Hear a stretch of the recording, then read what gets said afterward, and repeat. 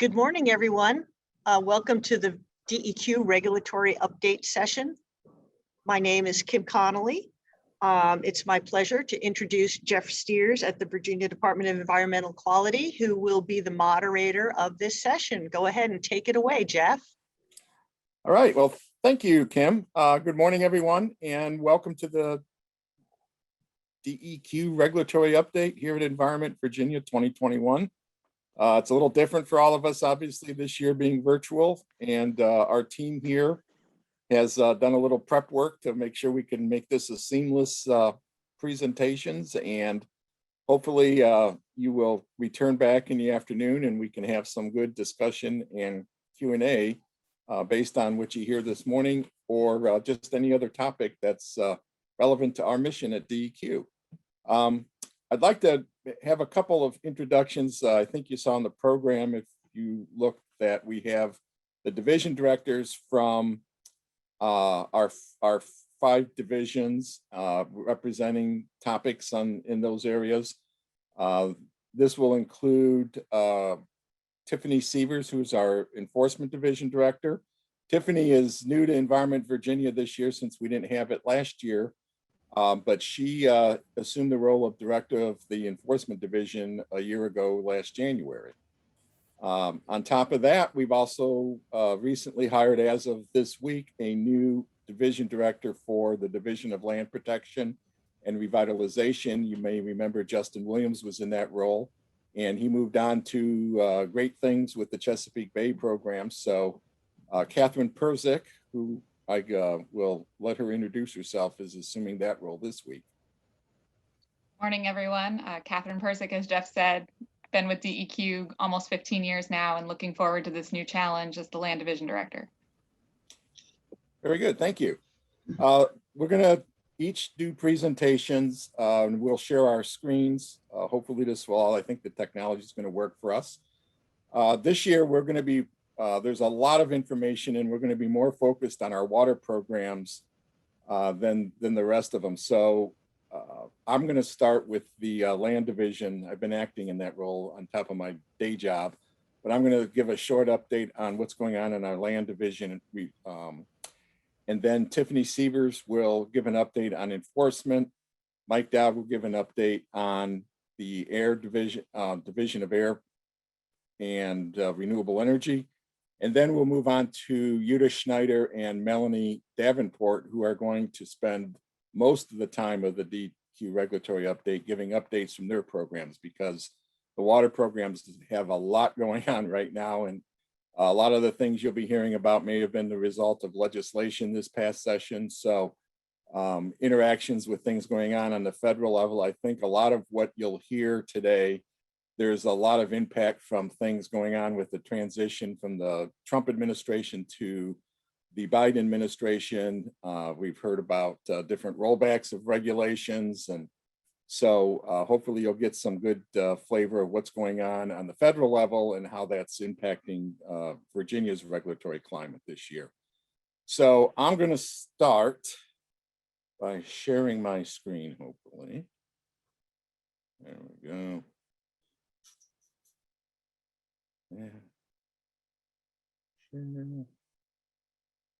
And hopefully everyone can see that.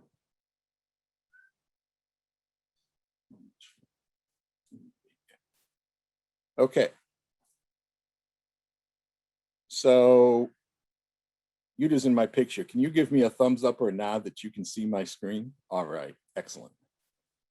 So I have a few things I wanted to talk about, mostly related to our solid waste program and some things happening, as well as the voluntary remediation program and our Brownfields program.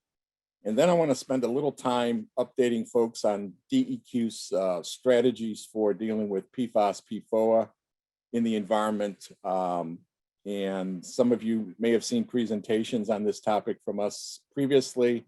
So hopefully, though, there's some new information and new nuggets of things that you can get out of that. So getting right into it, we, through the General Assembly, back, had previously, a year ago, had required DEQ to begin the formation of a waste diverse recycling task force. And that,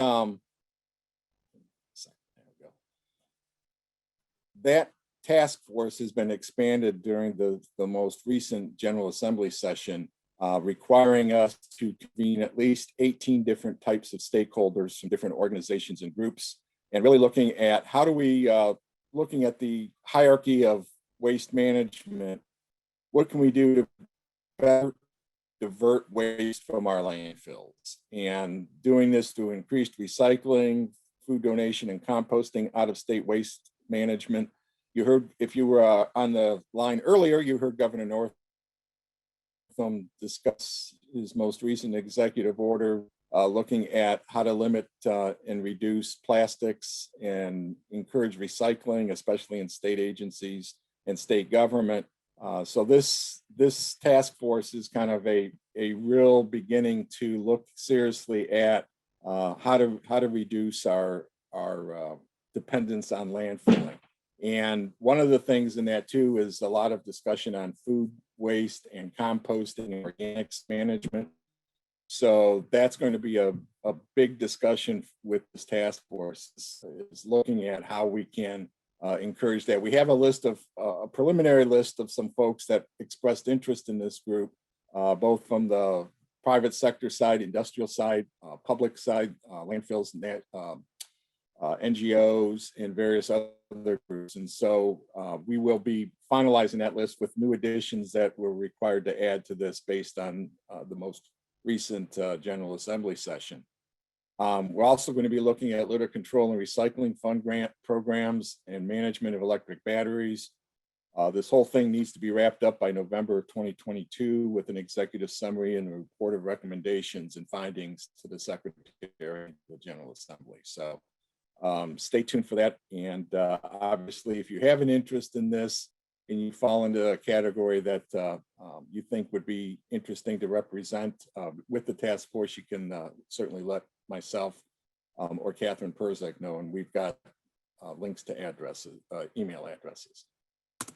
We also have one of 3 annual fee working groups to look at increases in our fees. This one is the solid waste annual fee group, but we also will be looking at fee increases and how to manage the needs we have in our water, groundwater, or our water permitting, water withdrawal permitting programs, as well as the stormwater management program. And so this year is going to be a busy year looking at our fee structures and what we can do to improve that. So we'll be holding stakeholder meetings with these various groups to try to get consensus, to try to gain consensus how we can increase fees that are reasonable, but yet meet the needs of the agency. We've had a lot of new requirements being put upon the agency and things we need to do, but there's not always money attached to it. And we do have a good portion of our budget is reliant on fees.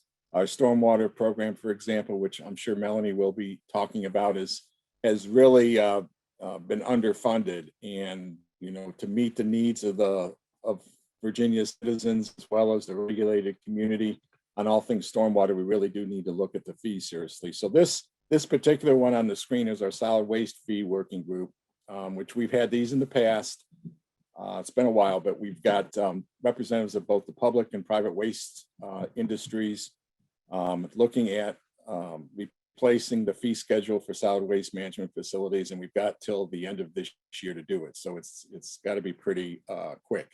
So we'll hold a couple of meetings and we'll put up our budget and kind of here's our costs, here's our needs, how do we fill that delta between the two? So if you're a representative in these industries and you have an interest on being on that working group, you certainly can get a hold of us, myself or Catherine, to do that. Brownfields and our voluntary remediation program. Just in the last year, we received 21 new VRP applications. We've got over 150 sites enrolled currently. We've issued 22 certificates over the past year. And in all, we've issued over almost 400 certificates. We've got 108 comfort letters, bona fide prospective purchasers and different liability letters that have been issued. Despite the pandemic, it's been obvious to us that the real estate market is robust across the state and has kept pace or increased. I will say that I deal a lot with the Virginia Economic Development Partnership, which looks to help promote increasing, expanding Virginia business or bringing new business into the Commonwealth. And we continue to see in working with them on projects that there's been a steady increase in folks interested in the economy in Virginia. So despite everything, I think Virginia's got a great economic future. So we really work closely with our partners on how do we balance the needs of the environment, whether it's in old distressed properties or understanding the permitting requirements for a new business. These are very important things that that the business and financial industries really look to DEQ to help with. And as it says here, the Amazon effect is real not only in Northern Virginia, but in other markets, as we've got several warehouse sites that have been enrolled into VRP. And so, we hear a lot about greenfields being impacted by large distribution centers. Well, we have quite a number of these large distribution centers that are going on old contaminated properties that are being cleaned up. So it's a good balance to have that ability to repurpose these properties. We also have, we work with BEDP and the Virginia Brownfield and Economic Development Assistance Fund. These are grants that are available to local governments. We've budgeted for, again, in fiscal year 22, $2.25 million. And these really are targeted for small fiscally challenged communities where there may be high unemployment. There may be a lot of potential sites that could be used in assessment to see what is it that's needed to do to clean the site up to be able to reuse it. There's not a lot of tax base or a lot of money locally to put in a project. So we work with these communities, and we've had 118 assessment and planning grants have been awarded across Virginia. And typically these are about $50,000 a pop that we have available on a rolling basis, which can get you, some at least assessment work to determine the extent of a contamination. It may be asbestos in the building, it may be contaminated soil. There could be a lot of different, could be an underground storage tank that needed to be assessed. There's a lot of different things on different properties that these grants can be used for. All right. And so again, we've awarded $10 million today in this program. They're a one-to-one match. And this shows you the link to VEDP's website, Virginia Economic Development Partnership, where you can learn more information and actually apply for a grant. And typically these are due on November 1st of each year, the applications. All right, I'm going to jump now and discuss DEQ's PFAS, PFOA strategy. For those, I'm sure most of you may aware of these compounds that are persistent in the environment. They typically are found in firefighting foams, but they're also found in other materials and actual consumer products. And they've been around for a long time. They have an affinity for staying in the environment for a long time. They're an emerging contaminant. Some call them forever chemicals. They're very hard to manage and to treat. But in a lot of states and EPA are doing a lot of different things at various levels with these compounds. And I know you'll hear more about this. I think there's 2 other sessions at Environment Virginia that I would encourage you, if you have an interest, to learn more to attend. But I wanted to briefly just talk about Virginia's strategy in dealing with PFAS. We continue to support federal efforts in Virginia where there are federal facilities and at least one known private facility where we've had impacts to groundwater. We look at potential sources to surface and groundwaters near public water intakes. We're supporting VDH, Virginia Department of Health and Air development of an MCL for drinking water, which I'll discuss in a little bit. And we're also working on forming an interagency response team and a statewide risk communications plan to help the public understand better what these compounds are and how they get into the environment. And speaking of that, this is just something that describes kind of how you see these consumer products and how they get into our system as well as into the ecosystem. And because they're so pervasive, they can end up in groundwater, surface water, they get in the air, there can be deposition to surface water from air emissions, from wastewater discharges that could, Virginia's waters could get into biosolids. There's a lot of different pathways that get these compounds into the environment. And so looking at that and realizing that Virginia does not have a budget, we don't have a pot of money to address these issues in Virginia. Some states have gotten money from the General Assembly and from individual negotiations with certain producers of manufacturers of these compounds. I would point Michigan as ground zero for some of the things that for some of the a lot of research and a lot of money being put into testing and developing standards. Nevertheless, we do need to work in Virginia on a strategy, at least looking at low-hanging fruit of how we can understand what the problem is or how big or small the issue is in Virginia. And so if you look at PFAS and PFOA and manufacturing, this is just a brief look at the sectors of the different types of industry and that may use these types, and I say may use these types of compounds.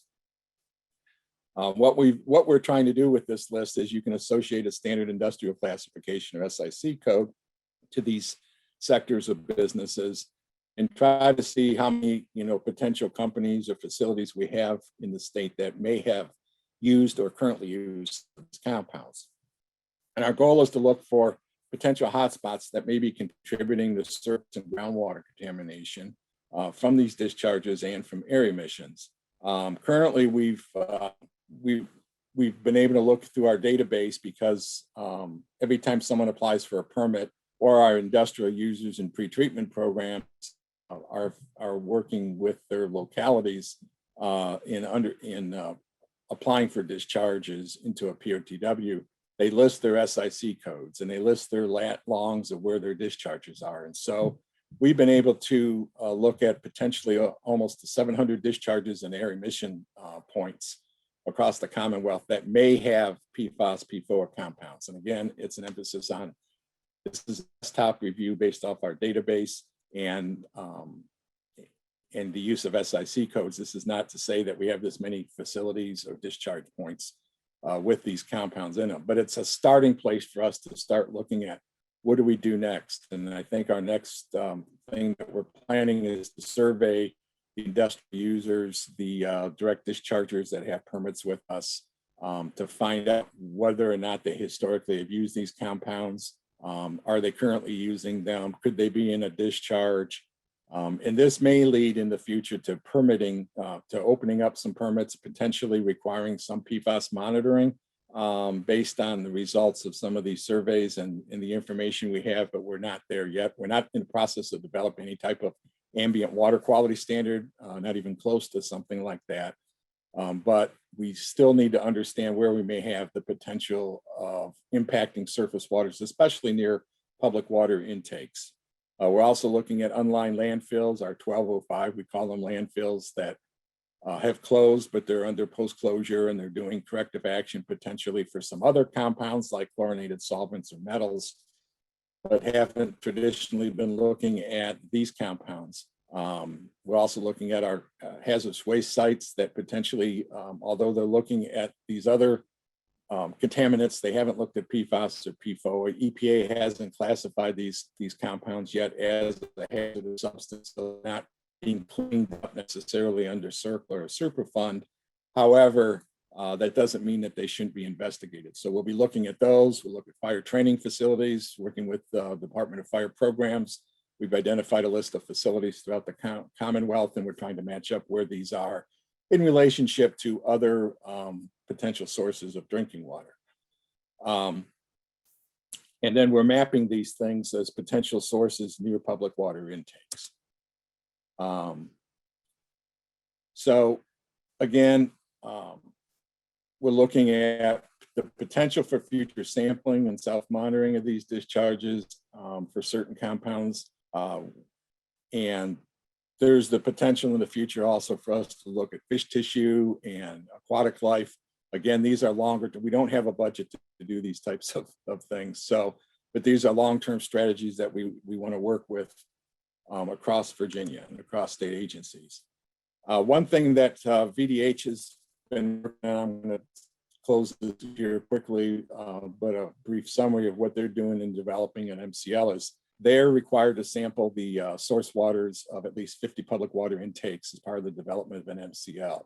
And so they've worked with us to look at groundwater and surface water intakes to find out where there may be the highest potential of these sources and to target some of that sampling in these areas to see what the intake water looks like as they do their analysis. And so this just gives you a brief overview of where we've got potential sources from other unlined landfills or known contaminated sites, and overlaying that with commercial or military airports that may have done fire training in the past. And as you can see, the southeast corner of the Tidewater region, there are a lot of little planes and little dots and things like that. And that's indicative of the federal facilities and federal base installations that are down in that area that have been known to have releases. We also have been able to map where we have the potential. Again, this is all based on literature research as well as desktop review of our database to say where we have potential of discharges from our dischargers or from POTWs that may have industrial users that may be using these compounds and where these are in location to surface water intakes. And that's helping to inform VDH where they may sample as part of their study. Speaking of where two House bills, not this past year, but before in 2020, that required the formation of a PFAS work group to investigate current literature and what other states are doing in the PFAS space as it relates to drinking water. So I mentioned the 50 water work and source waters that were required to do some testing. And they need to have a report done by December 1st, 2021. VDH has several sub-work groups within this major work group that meet on a regular basis. Their meetings and minutes are posted on Town Hall and open to the public. VDH has a website that lists all the different information relevant to the work group. So if you have an interest in listening in, you can go to VDH's website, search for PFAS, and you should be able to find it pretty quickly. House Bill 1257 then actually requires the development of 6 PFAS compounds to have MCLs effective by January 1st, 2022. And these also include some other emerging contaminants, 1,4-dioxane and hexavalent chrome. Again, they had no state funding, just like DEQ has no funding for this all. So we will save questions for the afternoon. Hopefully you all can come back and can have a discussion on this or any of the other topics that you'll hear in our breakout. In the meantime, that is my email address and phone number if anyone's interested. And with that, I'm going to stop sharing and turn it over to Tiffany Sievers to give us an update on the enforcement programs at DEQ. Thank you. Good morning. Thanks, Jeff. Let me see if I can get us rolling here. Oops.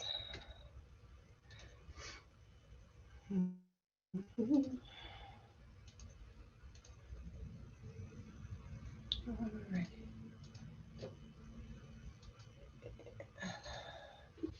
Okay. So as Jeff said, I was unable to attend last year since it was canceled just a few weeks before, and I had started in January in this position. It has been definitely a unique year of challenges, but we've also had some really great opportunities in the enforcement realm. Wanted to start off with you and just give you an update. Our goal here at DEQ is certain, consistent, appropriate, timely compliance, permits, and enforcement. So for our 2020 fiscal year, despite some of the difficulties with COVID, we collected just shy or just over $7 million in penalties. That money went into 3 different funds, not equally, but based on the violation. We have the Virginia Petroleum Storage Fund, which is where we have any kind of oil spill. We have the Virginia Stormwater Management Fund that those penalties go into, which is where we have any compliance or violation issues on the construction stormwater side. And then we have the Virginia Environmental Emergency Response Fund, which is our main fund that DEQ uses for any number of outreach, but also for emergencies and cleanups that we need to do throughout the state. So we had 255 cases referred and 186 effective actions. So that can be anything from a consent order to a letter of agreement. And during that same year, we also closed out 234 cases. As of about a week ago, I pulled the numbers and we have 359 pending enforcement cases for Virginia DEQ. One of the things that we are working hard on right now is updating our enforcement manual. So the current enforcement manual is on Town Hall. I've included the link here if you guys would ever like to look through it. But we are actually going to be updating chapters 2, 3, 4, and 6. The last time that this had been updated as a whole was in 2016, and 2 of those chapters have not been updated since 2009. So we have 5 different work groups who are going through, and here's some of the highlights of things that you guys will see come July for public notice. We're including some additional fillable consent orders. So these are our consent orders that we can basically capture the most violated regulation. It might be, for example, in our tanks program, not having operator training, not doing your cathodic protection testing, etc. And what that happens is that allows us to move through the cases more efficiently, and it also provides additional consistency. So we're looking at adding in some more of our media to develop fillable forms. Additionally, as a result of COVID, we had to adjust and pivot on how we conducted our informal fact findings. So we were able to go and move into telephonic hearings, which has been very beneficial. We have seen a lot better access, better accessibility in general. It also is much more efficient in resources for the agency. So previously we would have folks that would have to travel from Northern Virginia to Southwest Virginia, or from our Tidewater region down to Southwest or the like. So we're able to do that a lot more efficiently. We're also we're saving a lot more time for the people who own businesses, so they're not having to travel as much. Additionally, thankfully we have Catherine on board now too. We have developed 2 new worksheets in our hazardous waste and our solid waste programs for the penalties. So previously that was all dumped into one worksheet, and the categories were a little bit more difficult to navigate. In an effort to make it more consistent, we've developed a spreadsheet with the help of the hazardous waste team at DEQ, as well as our enforcement staff. So in that, we'll have linear calculations for, let's just say you failed to notify, or you failed to contain, you failed to characterize. Those types of things are now listed. Solid waste, similarly, we have created one for most of our solid waste violations. It could be anything from improper disposal to overfill to litter blowing, you name it. It is now itemized out, and so it's a lot easier to follow. It's a lot easier to explain to our permittees, as well as their counsels when we're working through our enforcement case. One really big update is our Chapter 6. So Chapter 6 had not been updated since 2009. And that's our APA proceedings. So we have a lot more clear guidance, a lot more detailed guidance on our informal fact findings, our formal hearings, our emergency orders, and the like. There is a slight adjustment in penalties. The penalties also have not been adjusted since 2009, and that will be to account for 1.02% inflation rate. And so, like I said, the existing manual is available for you on Town Hall, and our goal is to have this to public notice in early Q3 July timeframe. Another highlight of the year was that our fiscal year 2019 was audited by the EPA through something called the State Review Framework. The SRF is what the DEQ refers to it as. So EPA did a virtual audit, which was its own unique, I wouldn't go as far as say burden, but it was definitely a challenge, to where they went through and reviewed our hazardous waste program, which was delegated by the feds, our air program, and our Hfcs water program. So they basically looked through all of our records, from compliance inspections to referral to enforcement to closeout enforcement. And there were 7 metrics which they measured the state to make sure that we were implementing the delegated program appropriately. We are expecting that final report to be out momentarily, hopefully within the next 2 to 3 weeks. And that will be something we post on our external website. So you are more than welcome to look at it. It's also public information if anyone would like to copy. Overall, DEQ meets or exceeds expectations in the categories, both for all 3 programs.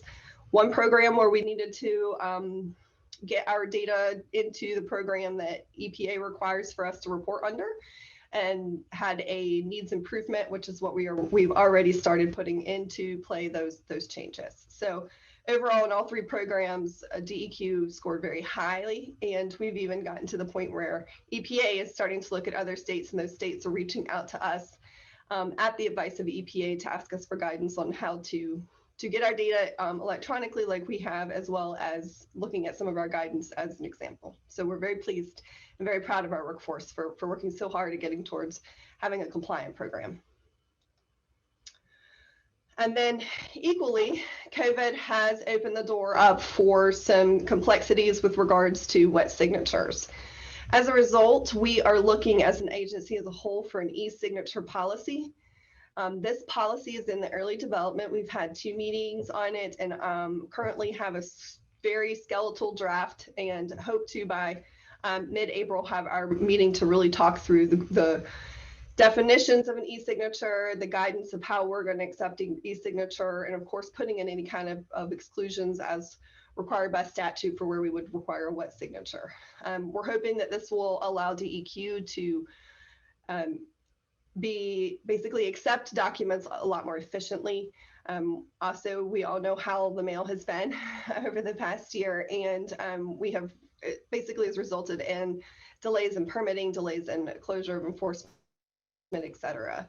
So this will open it up, and this will, like I said, be agency-wide for all media. So that work group is a total of 17 people across DEQ, and that's from all media. So we have really good representation as to how we're going to capture this and moving forward. Our goal for this one is that we'll be in public comment during 3rd quarter 2021. And that is my quick update on enforcement. As we said at the beginning, we will take questions through the chat and save those for answers in 3:30, or you can come back to our Q&A session. My contact information is here below. You feel free to email me if you have any questions or would like a copy of the presentation. Thank you, Tiffany. That's all I have, Jeff. You're Very welcome.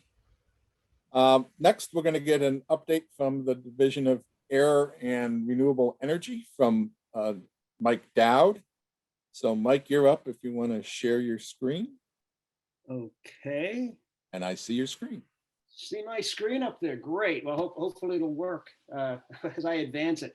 Thanks, Jeff. I'm Mike Dowd. I'm the director of the Air and Renewable Energy Division for DEQ. And it's great to be back. I am a recidivist Environment Virginia attendee and presenter. So it's great to be back even in this different format.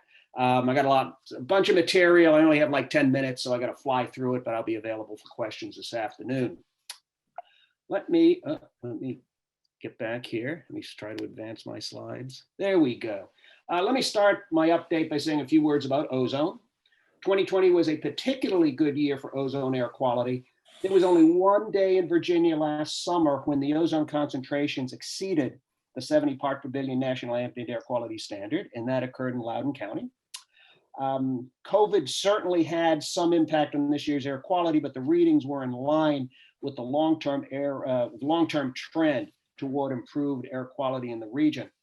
All Virginia monitors are in compliance with the ozone standard, but Northern Virginia is still in non-attainment status due to one monitor in Virginia. This chart illustrates the trend toward improved ozone air quality in Virginia. See, we're starting off in 2001, had like 90 high ozone days. We're now down to just 1. So lots of progress there. Here are some ozone design values at all of Virginia's ozone monitors. The red line is the current ozone standard of 70 parts per billion, and the highest monitor's design value is 66 parts per billion in Arlington. Okay, now let me turn to hydrofluorocarbons, or HFCs. I want to talk about them because they are the subject of an upcoming regulatory action. HFCs are compounds composed of carbon, hydrogen, and fluorine. They are used as alternatives to ozone-depleting substances such as chlorofluorocarbons. Now, HFCs are powerful greenhouse gases with global warming potentials of between 140 and over 11,000. But HFCs have many manufacturing uses and are used in aerosol propellants, air conditioning, foam blowing, refrigeration, and solvents. There is a long, tortured history of HFC regulation by EPA, but it's essential to know it to understand what we're doing here in Virginia. It began in 1989 with the Montreal Protocol that focused on the elimination of ozone-depleting substances, which led to industry phasing in the use of HFCs as a substitute. But following 1989, the science became clear that HFCs were in fact a very potent greenhouse gas. In 2016, EPA published proposed Significant New Alternative Policy, or SNAP, rules 20 and 21 to phase down specific HFCs as ozone-depleting substances. But in 2017, the DC Circuit ruled that EPA lacked the authority under the Clean Air Act to phase down HFCs directly because they are not by themselves ozone-depleting substances. But while the court didn't exactly prohibit the phase out of HFCs through the SNAP rules, the decision did create a great deal of legal and regulatory uncertainty. And with that uncertainty in mind, the Virginia General Assembly during the 2020 general and special sessions directed the State Air Pollution Control Board to adopt regulations mirroring EPA SNAP rules 20 and 21. Now, here is just a very high-level view of the EPA HFC program. The SNAP rule is found at 40 CFR Part 82. It stringently regulates production and use of most HFCs as substitutes for ozone-depleting substances.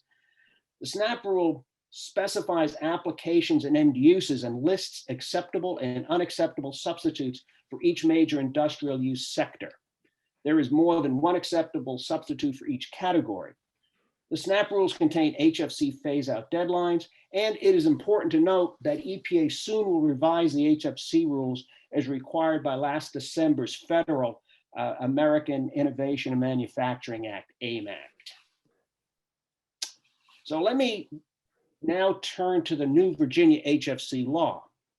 Item 378 of the 2020 state budget provided the State Air Pollution Control Board shall adopt regulations to prohibit the sale, lease, rent, installation, or entry into commerce in Virginia of any products or equipment that use or will use hydrofluorocarbons for the applications and end uses restricted by Appendix U and Appendix V of Subpart G of 40 CFR Part 82 as those read on January 3rd, 2017, before the court decision I mentioned earlier.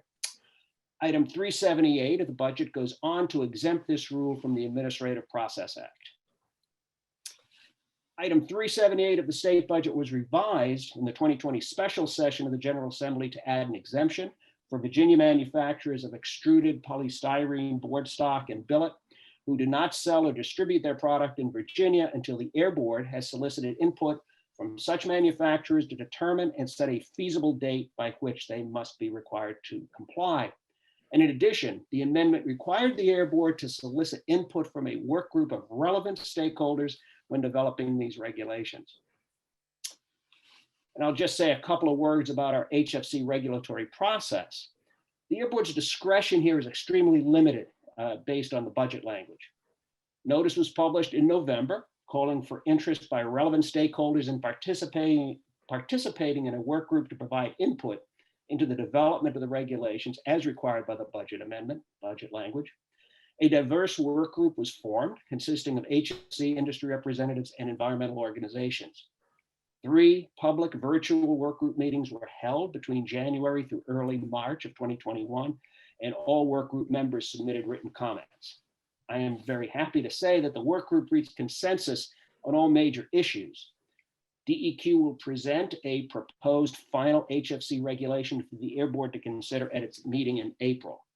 And finally, the reason that's sort of a compressed timeframe here, the regulation, the budget language requires the regulation be effective no later than July 1st, 2021. So we're under some time constraints here. All right, enough about HFCs. I'm going to say a couple of words about the Regional Greenhouse Gas Initiative, also known as RGGI, that the governor mentioned this morning. Virginia is now a fully participating RGGI state. Virginia's first RGGI auction was held in early March. It netted over $43 million for the state. Now, 50% of those proceeds will go to low-income energy efficiency projects overseen by the Department of Housing and Community Development, as required by the General Assembly. 45% of the proceeds will go to mitigation of flooding and sea level rise overseen by the Department of Conservation and Recreation, also as required by the General Assembly. The remaining 5% will go to various administrative costs and state climate projects. Now, there will be 3 more RGGI auctions this year. There are 4 RGGI auctions a year. So that was just the first, and it went well. Now, another aspect of RGGI, the RGGI program, we just joined it, but the RGGI program review will begin later this year. And I would like to note that Virginia has the only RGGI state program expressly requiring that environmental justice concerns be taken into account. Now, I'm gonna very briefly turn to say a word about Virginia's new clean car law, HB 1965. HB 1965 directs the Air Board to implement a low emissions and zero emissions vehicle program for motor vehicles with a model year of 2025 and later. This is allowed under Section 177 of the Clean Air Act, and the program must be identical to California standards. Virginia will become, I believe it's the 15th 177 state, including California, and the 12th Section 177 zero emission vehicle state. These regulations are also exempt from the APA and cannot become effective prior to January 1, 2024. DEQ will start working on this regulatory process in the middle of the year. Okay. Another recent law I want to mention is SB 1282, which directs DEQ to conduct a statewide baseline and projection inventory of all greenhouse gas emissions and to update that inventory every 4 years. SB 1282 authorizes the Air Board to adopt regulations necessary to collect the data needed to conduct, update, and maintain this inventory. And the bill exempts proprietary information collected by DEQ from the mandatory disclosure requirements of the Virginia Freedom of Information Act. A DEQ will start on this regulation by mid-year as well. And unlike the other 2 regulations, HFCs and the Clean Car Bill, this regulation will undergo the full regulatory process. Another thing I want to mention briefly is the Virginia Clean Economy Act's report to the General Assembly on achieving carbon-free electric generation. Under the VCEA, the Secretary of Natural Resources and Secretary of Commerce and Trade must report to the General Assembly by January 1st of 2022 any recommendations on how Virginia is to achieve 100% carbon-free electric generation by 2045 at the least cost to the ratepayers. The report must also include a recommendation on whether the General Assembly should permanently repeal the ability to obtain a certificate of public convenience and necessity from the State Corporation Commission for any new fossil fuel electric generating unit in the state. DEQ will be providing technical assistance to the secretaries and to the Department of Mines, Minerals, and Energy, and work on this report will be ongoing throughout the year, and it will involve a public process. And finally, last thing I want to talk about, because I think it's pretty cool, is a word about offshore wind energy projects. Offshore wind energy is an important component of the Virginia Clean Economy Act. But not everyone may realize that the Clean Air Act Section 328 requires PSD air permits for large offshore wind projects. EPA's Outer Continental Shelf Air Regulations are found at 40 CFR Part 55. They are incorporated by reference into Virginia's regulations at 9 VAC 5-20-21. Now, EPA delegated the OCS, Outer Continental Shelf Air Permitting Program, to Virginia back in 2012, but that delegation only extended to projects within 25 miles of shore. Now, not all projects, it's come to light that not all projects, offshore wind projects, will be necessarily within 25 miles of shore. So DEQ will soon be seeking delegation of the OCS air program for wind projects beyond 25 miles. And not quite sure how this looks like. EPA hasn't granted such delegation before, and Virginia would be the first state in the nation to receive it. And as I said, I had to fly through that material. And Jeff, that's all I have to say for now, but I'll be available for questions later this afternoon. And I will yield my time and stop sharing. Very good. Thanks, Mike. Next up, we've got Judith Schneider, who's the director of our Division of Water Planning, and she's going to give an update from her programs. Take it away, Judith. Hi, good morning, everyone. Thanks, Jeff, and glad to be here. Just making sure you can all see my screen. All right, great. Well, as Jeff said early on, there is a lot happening in water, and I'll go ahead and give you some updates out of the Water Planning Division and the programs that we manage, starting with the Office of Water Supply. We had quite a bit of active legislation happening both this year and last year. So starting with 2021, the governor just recently signed two bills pertaining to the water supply program, Senate Bill 1291, which requires water withdrawal applications to include a water auditing plan and leak detection and repair plan. As well as Senate Bill 1210, that bill that Jeff mentioned earlier, related to the development of annual maintenance fees for certain water withdrawal permits. And I will echo what Jeff said regarding the working groups for the fees. Please feel free to reach out to me or Scott Cutlass if you're interested in participating in those working groups. We will obviously have additional outreach later on related to that, but putting the call out here as well. Last year, we had a number of legislative actions as well. Senate Bill 679 reestablished our Eastern Virginia Groundwater Management Advisory Committee. We were able to convene the group twice already. The members have been appointed. It's a broad range from various groups that are interested in groundwater management in Eastern Virginia.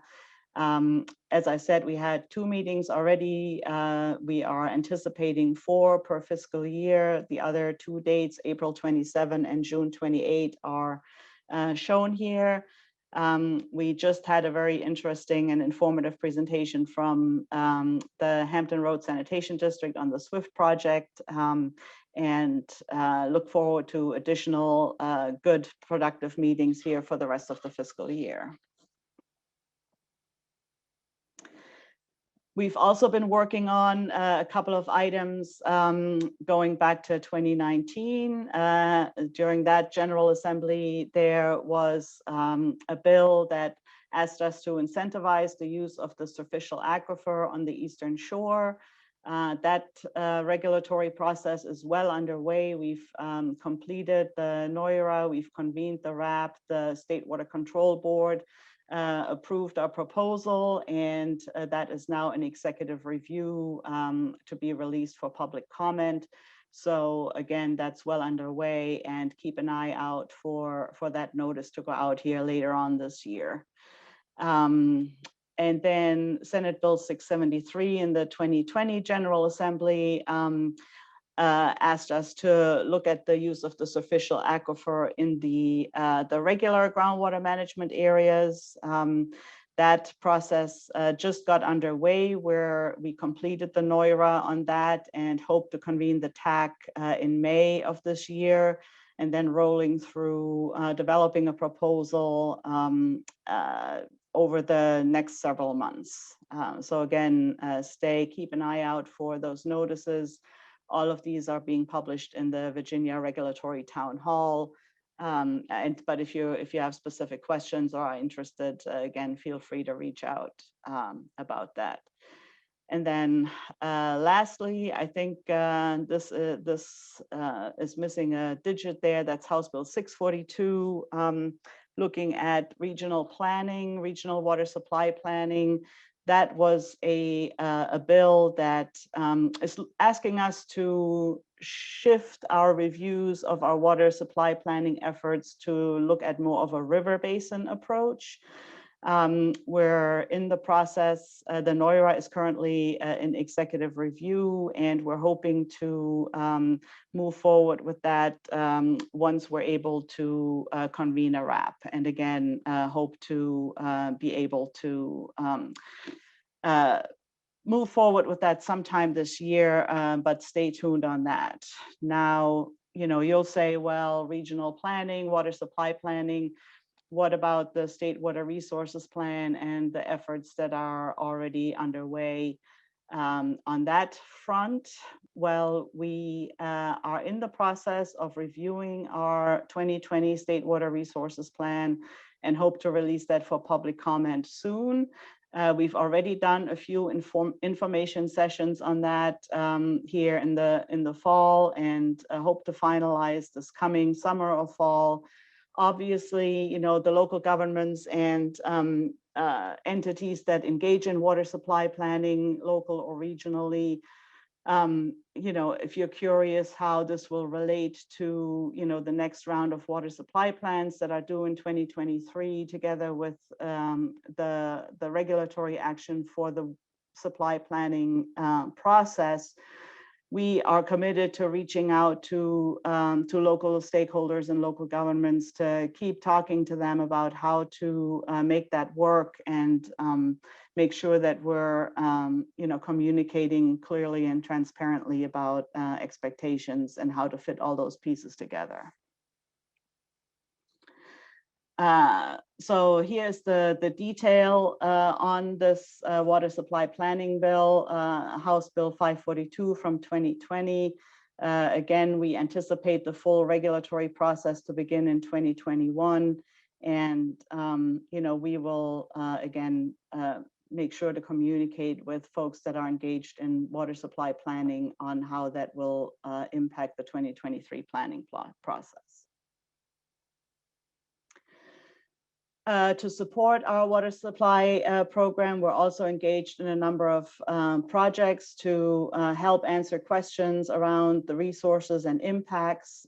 We just completed last year, in collaboration with Virginia Tech and the U.S. Geological Survey, an minimum in-stream flow framework, looking at ecological monitoring data and hydrologic aspects.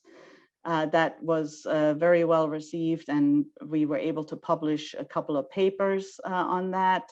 Again, Scott Cutlass and his team very, very much engaged, and a great work that's being done there in that program.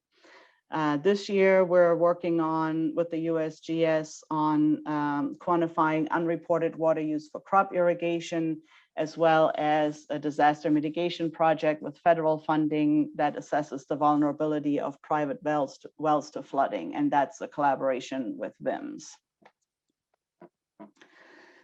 Groundwater characterization is also very busy, working on a number of monitoring well nests to, again, help answer questions about what is happening in the various aquifers, those water-bearing units in Eastern Virginia that are so important to water supply and water resource management.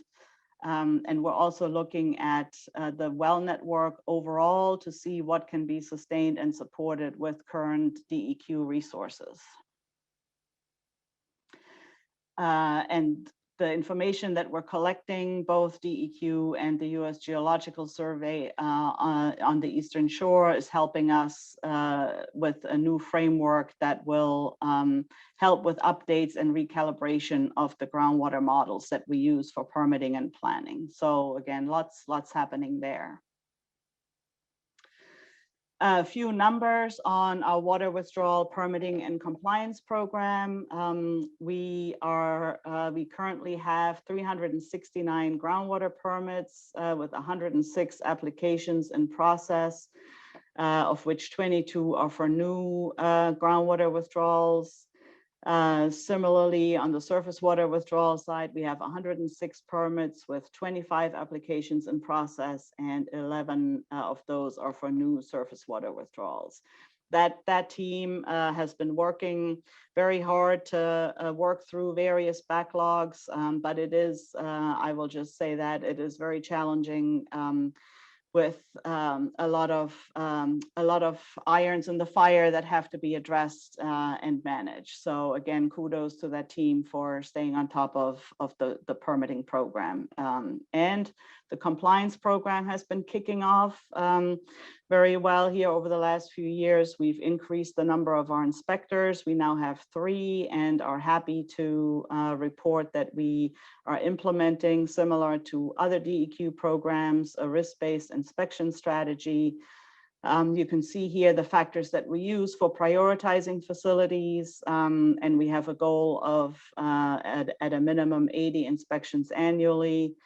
And, you know, obviously, as with other DEQ programs, we have a process that we follow for non-compliance, working closely with Tiffany's team on the enforcement side as well, on these various levels of escalation if non-compliance is discovered. So shifting gears now a little bit from the water supply and water resource planning shop to our water quality programs in the water planning division, starting with water quality standards. Also, that has also been a very busy group here over the last year or two.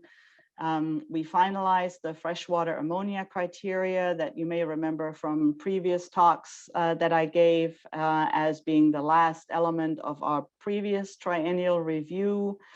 The ammonia criteria became effective in October 2020, and we are now moving forward with our next triennial review process.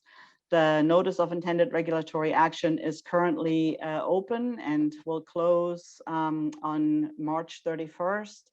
If you're interested in participating in the triennial review process, please send in your name to the contact that's listed on the town hall document for consideration. And also, if you have any comments on the NOIRA and the elements that we're planning to address during this triennial review, comments are welcome. The regulatory advisory panel will then be formed, and we'll work on a proposal to take to the State Water Control Board at the September 2021 meeting. Similarly, we received the go-ahead to proceed with the notice of intended regulatory action on turbidity water quality criteria. That comment period is expected to be published in the Virginia Register on 12 April and will run until 12 May with a similar timeline. And again, if you're interested in participating or have any comments or suggestions for us to consider, please avail yourselves of this opportunity. On the monitoring and assessment side, we received EPA approval on our 2020 integrated report in December. So that was a great accomplishment for the team to be able to get the integrated report done and submitted in the calendar year.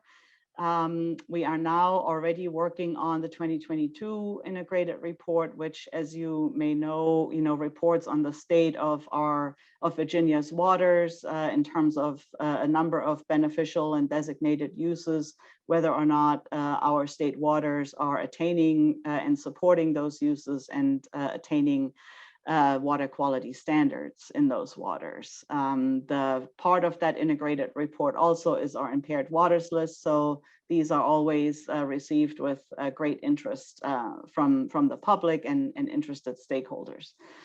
The draft guidance for the 2022 integrated report has been out for public review, and the comment period just closed about a month ago. So we're now in the process of finalizing the guidance and our response to comments document. So stay tuned for that to be coming out here in relatively short order. Just a couple of special initiatives that I wanted to mention. Jeff already talked about the PFAS work that DEQ is doing.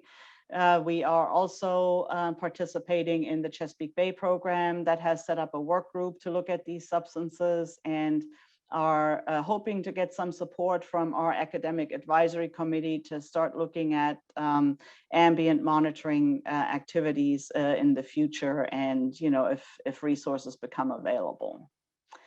And then I also wanted to briefly mention that we have started a dialogue with EPA on a possible pilot project to look at an environmental justice screening tool that I think many of you may be familiar with, to see if there's any use of that tool in our water monitoring planning processes. So that's in its early stages, but hoping to report more on that maybe at next year's conference. So just an update on that.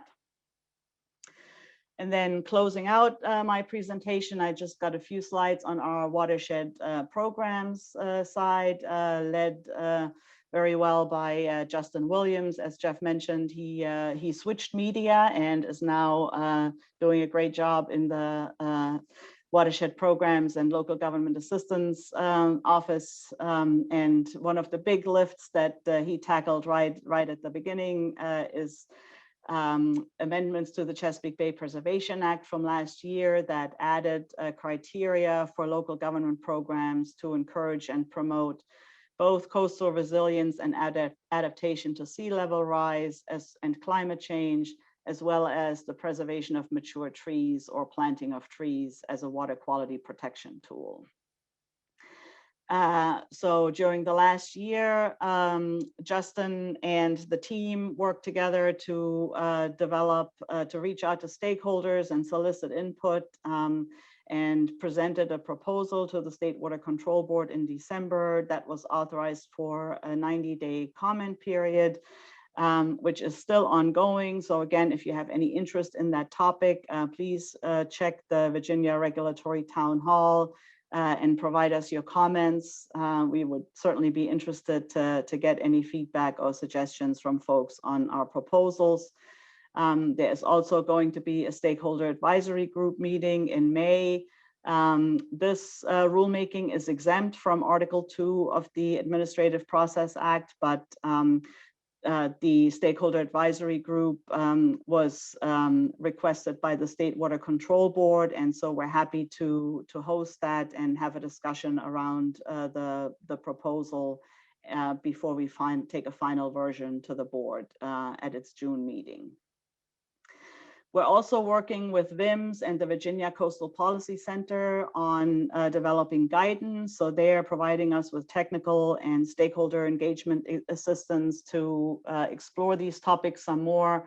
We're excited to have their help. And again, those meetings get published, and anybody that's interested in those discussions is very welcome to join us there. On the other side of the house, that's not the Chesapeake Bay Preservation Act, but watershed programs. We're working very hard on new priorities for development of our cleanup plans, also known as total maximum daily loads, or TMDLs. We're in the process of closing out sort of a 6-year priorities cycle next year, and are starting to solicit feedback, have solicited feedback on what priorities DEQ should consider for the next cycle in terms of TMDL development. Once we have a list that we think is in pretty good shape, that will be public noticed again, and people will have an opportunity to provide feedback and comments on that before we share it with EPA for their review and approval. We're also continuing to award grants under our 319 non-point source program to help the soil and water conservation districts and planning district commissions, local governments, and other interested stakeholder groups with implementation of best management practices in our Tmdl watersheds.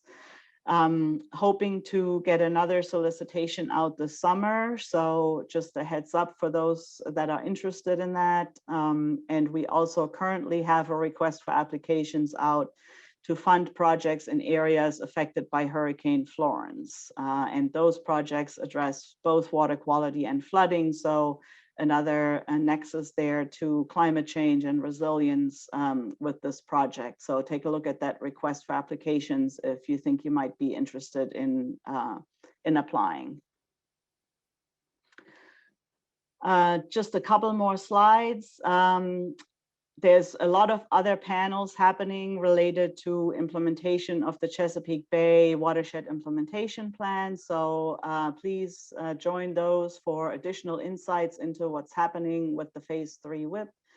I wanted to just mention one project that we've started to work on in the fall, which is to look at options for a no discharge zone for all or portions of the Chesapeake Bay main stem and its tributaries.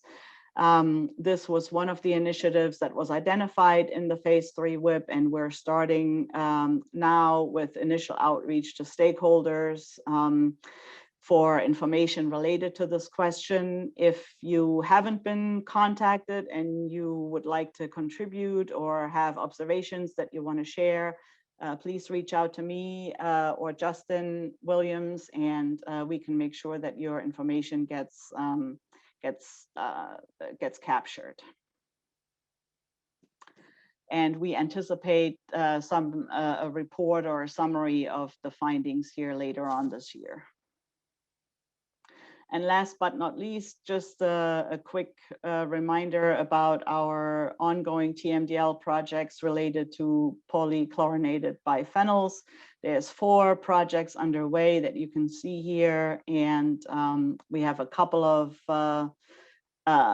advisory meetings coming up that I just thought I would share with the group in case anybody had an interest and hadn't been previously aware.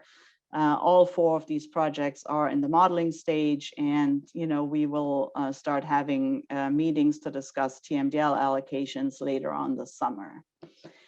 And I think that concludes my presentation, and I look forward to answering questions about any of these topics or other topics that maybe I didn't touch on that you have an interest in later on this afternoon. So thank you, everybody, and I'll stop sharing.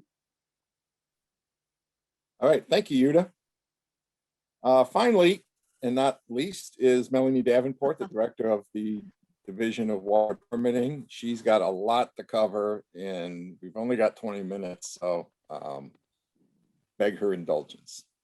So take it away, Melanie. Thank you so much, Jeff, and hopefully my Here it is. yeah, from beginning. Okay, here we go. So I do have a lot to cover. I am going to speak quickly. I will be in the Q&A session later. So if I fail to provide enough detail or generate some questions, be happy to chat with you about that at the session this afternoon. I have been scrolling through the participant list, and I just want to say that I have so many friends and colleagues that are on the list participating remotely. It's just awfully sad to me that we're not together in Lexington the way we usually are, but thank you all for joining in remotely. And I certainly hope that next year we will be back together again. For water permitting, I wanted to touch on 5 general areas, regulatory actions that I need to update you on, general permits for an update, guidance that's under development. I want to spend some time talking about changes to wetland and stream permitting, both at the state and federal level. And then I have a little bit on compliance and enforcement updates, but some of those items have been addressed by previous speakers. So the first thing I wanted to mention is that back in December of 19, The State Water Control Board approved our regulation that is the framework for certifying non-point source nutrient credits. This regulation became effective in September of 2020, but we are still having conversations about the local water quality provisions. Those became effective on January 1st. They have been one of the most contentious parts of this regulation. And essentially they are designed to ensure that a purchase of a nutrient credit doesn't create a development event which could add nutrients or sediments to an already impaired water body. So trying to track some of that has been one of the issues that we've been discussing. I think that we are going into our final work group meeting, but we are trying to figure out a way that protects that local water quality, but also doesn't run afoul of how nutrient banks are set up and utilized. So that is an issue that we haven't quite resolved, but our nutrient credit approval regulation is now final. Back in 2018, the State Water Control Board also approved a new water quality criteria for ammonia, and that was effective back in October of 2020. There is phased implementation of that new standard, starting with the larger permits, which are defined as more than 5 million gallons per day, and major industries. You'll see later on in the presentation that we are still working through implementation guidance for that criteria. It has the potential to affect pretty much every discharger in the Commonwealth, because it is a criteria that is designed to protect aquatic resources, particularly mussels, and they are prevalent throughout the Commonwealth. We also have a water quality management planning regulation, which we took to the State Water Control Board just in December of 2020. And a lot of this proposal is tied to our Chesapeake Bay Phase 3 Watershed Implementation Plan. There are 3 objectives to that reg action. The first is to establish total nitrogen and total phosphorus waste load allocations for individual sources that are designed to meet the revised chlorophyll A criteria in the tidal James River. That criteria was adopted fairly recently by the State Water Control Board after many years of modeling and technical discussion. And then element one of this regulatory action was to figure out what those waste load allocations need to be to meet the chlorophyll A criteria. The second element is to either reallocate unneeded significant industrial waste load allocations so that we can free up some of the allocation in the Chesapeake Bay. For those of you who are students of the waste load allocations in the Bay, back when we developed the tributary strategies, we pretty much allocated all of the nitrogen and phosphorus allowable discharges, and that meant that we are living under a cap. So the General Assembly told us to take a look at those allocations that are unneeded or unused, so that we can recapture those allocations to use for future upgrades, future development, future projects. So that's phase 2 of this water quality management planning regulation. And then 3 is in accordance with Initiative 52 in the phase 3 WIP. We established floating waste load allocations for significant municipal dischargers within the Chesapeake Bay. We spent about a year working with the regulatory advisory panel on this proposal, and the State Water Control Board approved it just in December of 2020. Interestingly, though, there were continuing discussions about Initiative 52 and the utilization of a floating waste load allocation. So during the 2021 session, or maybe it was the 2021 special session, I'm really not sure how to distinguish when one started and one stopped this year. Our proposal for floating waste load allocation was superseded by the General Assembly. Oh, this says it was a special session with its passage of House Bill 2129. And a lot of the folks who had participated in our regulatory advisory panel were engaged in drafting the legislation. We took a pretty hard look at it to make sure that the numbers and the reductions would get us where we need to be in terms of staying on track to meet the reductions of the Chesapeake Bay Tmdl until 2025. The reason I want to talk about this is it's going to be really confusing if you are someone who is trying to track all of this activity, because we have a proposed regulation, which is currently at the Department of Planning and Budget. So we have not gone to hearing on that, but we will. And yet at the same time, we know that the language that we have proposed and the board approved for the floating waste load allocation has been superseded by statute. So I guess my main message on this is, if this is something you are interested in, if this is something you want to track, if you plan on commenting during the public comment period and you are confused, don't feel alone, because it is very confusing. I'm not aware of a situation where we've had an active, ongoing reg adoption that's been superseded by legislative action. So please feel free. You can contact me or Alan Brockenbrough. If you see things that are posted and they don't make sense and you're trying to figure out what we're doing with this, please feel free to follow up and we can talk you through the changes. I wanted to talk a little bit about pending regulatory actions, things that we have not kicked off yet, but are in the pipeline.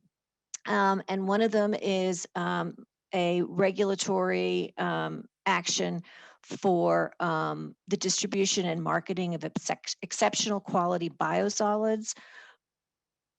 We are required to go to periodic notice, periodic review of all the regulations that we have on the books. And at that time, we tell our stakeholders and the general community, we're taking a look at a particular regulation. Should we keep it? Should we revise it? Should we repeal it? And generally speaking, if we get comments during periodic review, we then may initiate an additional regulatory action. So in this case, we got comments asking two things regarding our VPA permit regulation. The first is to consider developing a general permit for the use of exceptional quality biosolids. And the second was a request to address PFAS in biosolids, and that's a topic that Jeff mentioned earlier, and that I understand there are some pretty intensive conversations about that later on in this conference.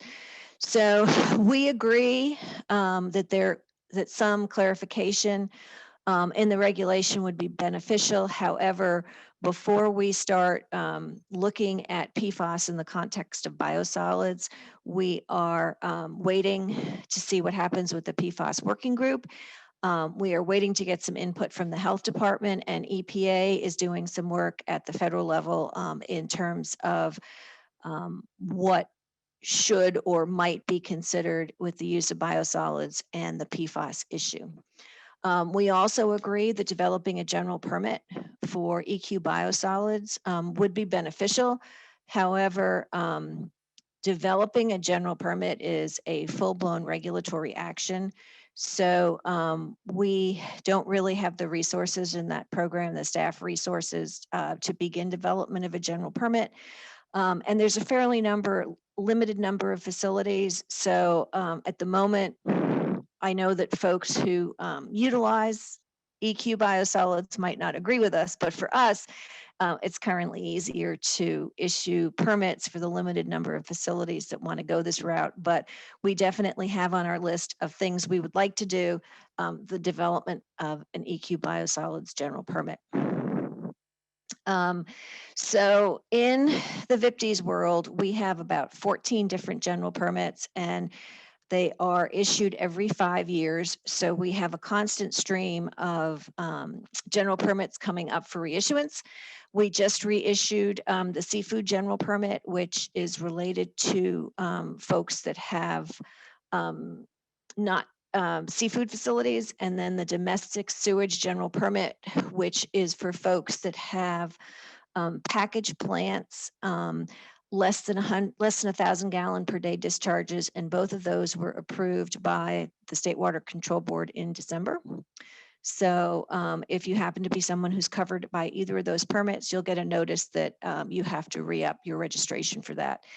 The other permit, that general permit that was also recently approved, is the Virginia Pollution Abatement Regulation and General Permit for Poultry Waste Management. That regulation was also final approved by the State Water Control Board in December, published in the Virginia Register mid-January, and it was effective as of February 17th of this year. Significant changes is it is a 10-year general permit, so now this permit is good through 2/16/2031. Amazing. We included annual reporting requirements for permitted growers and unpermitted end users in accordance with an initiative within the Chesapeake Bay Phase 3 WIP. And we also included requirements for commercial poultry processor activities on permitted farms regarding the reduction of impacts from live poultry and feed transport. So the commercial poultry processors are the big poultry houses that use the chickens, that of course interact with the permitted farms, and we put some additional housekeeping and requirements in the permit that apply to those folks. We've also gone out to proposed reissuance of the Chesapeake Bay Watershed Nutrient General Permit. I'm sorry, I'm really, really sorry. Mark, I'm so sorry. This is why I need to be back in the office. We proposed reissuing the general permit at the State Water Control Board December meeting, and there is a public hearing scheduled for April 1st with the comment period closing on April 30th. However, this watershed nutrient GP also goes back to some of those water quality management planning regulation changes.